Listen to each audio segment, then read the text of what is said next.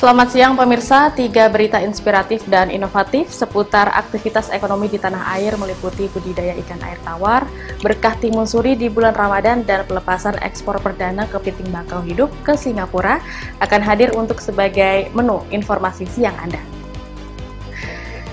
Dari ujung barat Indonesia, upaya pemberdayaan ekonomi warga yang terdampak pandemi COVID-19 kembali dilakukan Kodim 0103 Aceh Utara, yaitu dengan mengembangkan potensi utama daerah, salah satunya usaha budidaya ikan air tawar di Desa Tanjong Dalam Selatan, Aceh Utara.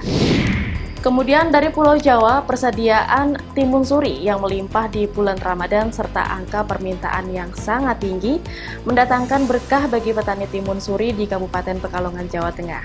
Melihat peluang ini, banyak petani lokal yang beralih dari menanam padi mencoba menanam timun suri saat Ramadan. Dan dari Maluku Utara, Bea Cukai bersama Koperasi Sinas Laut Malut melepas ekspor perdana kepiting bakau hidup ke Singapura melalui Bandara Sultan Babuloh, Ternate. Sebanyak 150 kg kepiting ini diharapkan dapat mendongkrak perekonomian setempat. Berikut berita selengkapnya untuk Anda.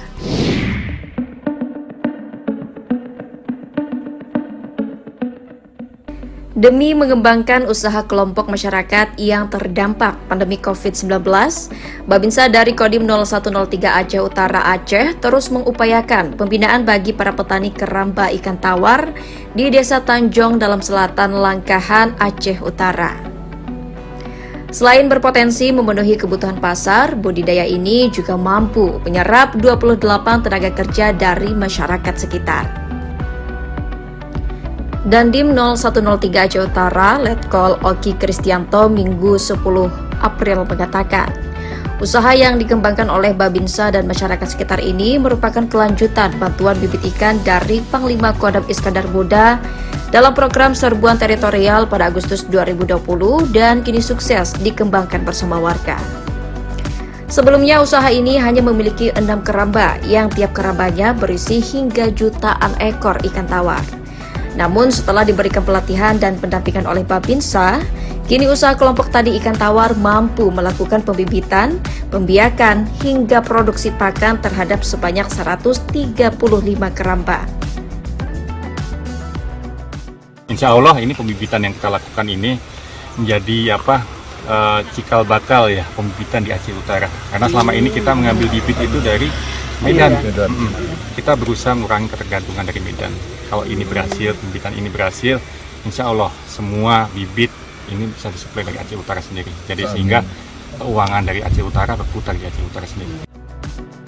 Oki menambahkan pihaknya juga berencana bekerja sama dengan Dinas Kelautan dan Perikanan setempat untuk menampung hasil budidaya masyarakat ini mulai dari kebutuhan pengadaan bibit hingga menampung hasil panen ikan tawar perdana.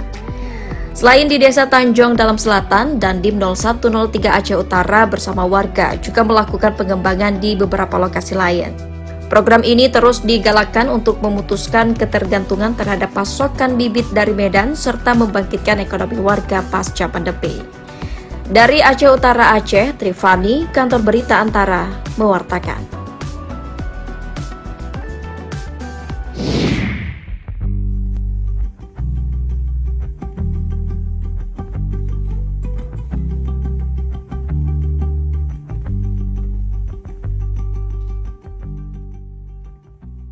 Sejumlah petani padi di Desa Silirejo, Kecamatan Tirto, Kabupaten Pekalongan, Jawa Tengah, beralih menanam buah musiman seperti timun suri atau barteh. Demikian sebutan lokalnya menjelang Ramadan. Sejak ditanam 3 bulan lalu, tiap hari sedikitnya 70 hingga 300 butir timun suri dipanen dari lahan seluas 400 meter persegi. Adapun satu butir timun suri matang dihargai Rp10.000 atau tergantung ukuran bobot maupun besarnya buah.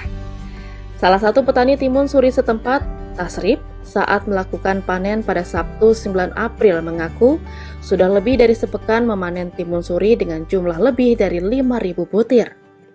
Menurut Tasrip, permintaan akan buah tersebut sangat tinggi selama Ramadan. Adapun pemasaran timun suri langsung dibeli oleh pihak pengepul, bakul, maupun pengecer di sekitar Pekalongan. Ini Berapa luas lahan yang ditanam ini, Pak? Ini yang ditanam luasnya kalau di sini namanya Ubin. ubin, ini ada 50 ubin. Ini memang selalu tanam timun suri atau selang-seling ini, Pak? Ini selang-seling. Ini sebenarnya musim tanaman padi. Nah, mau menjelang puasa saya tanamin timun suri. Oh, emang hasilnya berbeda ya, Pak? Ya lumayan. Sementara itu, peminat timun suri, Wiwik, mengaku selalu menyiapkan hidangan berbuka puasa dengan bahan dasar timun suri. Berbuka puasa beli ini, Bu? Suka, Bu? Oh, menu wajib dari puluhan tahun yang lalu. Ini beli berapa biji ini, Bu? 2. Harganya berapa tadi, Bu? Ini 10, itu 10. Yang masih mengkel. Oh. Buat besok. Oh. Itu kalau terjangkau nggak, Bu, kalau di sini, Bu? Kalau menurut saya sih ya standar ya. Standar. Biasanya dibikin apa sih, Bu, di rumah, Bu? Cuma pakai air gula atau pakai air sirup tuh udah ada. 1 tahun sekali, petani di desa Silirejo kerap beralih menanam timun suri. Selain harganya yang tergolong tinggi saat Ramadan, juga bisa dipanen sepanjang hari hingga 3 bulan sejak ditanam. Dari Pekalongan, Jawa Tengah, Yusuf Fatoni, Kantor Berita Antara, mewartakan.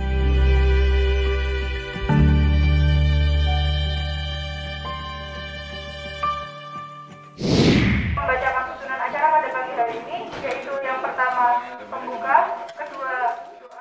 Sebanyak 6 koli atau 150 kg kepiting bakau hidup dari usaha koperasi Sinar Laut Malut di Kota Ternate, Provinsi Maluku Utara, diekspor ke negara Singapura melalui kargo Bandara Sultan Ba'abullah Ternate pada Minggu 10 April. Ekspor perdana kepiting bakau hidup ini dilepaskan oleh Kepala Bea Cukai Ternate Shinta Dewi Arini bersama Kepala Stasiun Karantina Ikan Pengendalian Mutu dan Keamanan Hasil Perikanan Ternate Arsyal. Usai pelepasan, Kepala Bea Cukai Ternate kepada awak media menyampaikan apresiasinya atas usaha Koperasi Sinar Laut Malut sebagai salah satu langkah positif untuk mendorong pelaku usaha lainnya agar dapat mengekspor hasil alam Maluku Utara ke luar negeri. Ia mengatakan, ekspor perdana ini diharapkan mampu mengelola sumber daya alam yang begitu melimpah menjadi suatu produk ekspor berkualitas dan bernilai ekonomi tinggi di daerah ini. Oleh karena itu, Kepala Bea Cukai Ternate mengatakan berkomitmen untuk melancarkan ekspor melalui koperasi dan siap mendukung hal pengurusan bagi para pelaku usaha lain yang berharap dapat melakukan ekspor. Yang paling membahagiakan saya adalah karena ekspor adalah koperasi.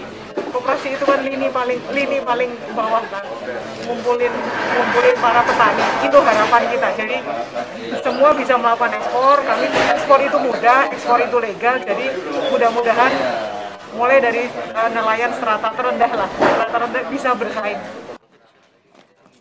Shinta menambahkan pihaknya bertekad mendorong percepatan pemulihan ekonomi nasional di tengah pandemi COVID-19 yang masih melanda Maluku Utara maupun daerah lainnya di Indonesia. Dari Ternate, Maluku Utara, Harmoko, Kantor Berita Antara, mewartakan.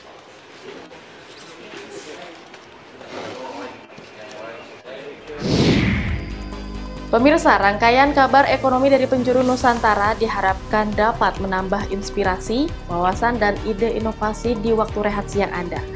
Simak informasi tema lainnya dengan mengakses portal antaranews.com, kanal YouTube Antara TV Indonesia, dan program lain yang terdapat pada UC TV. Pemirsa, sore nanti sembari menunggu waktu berbuka, Kilas Nusantara edisi Ramadan bersama rekan kami Helmut Timothy akan hadir dengan 3 informasi lainnya.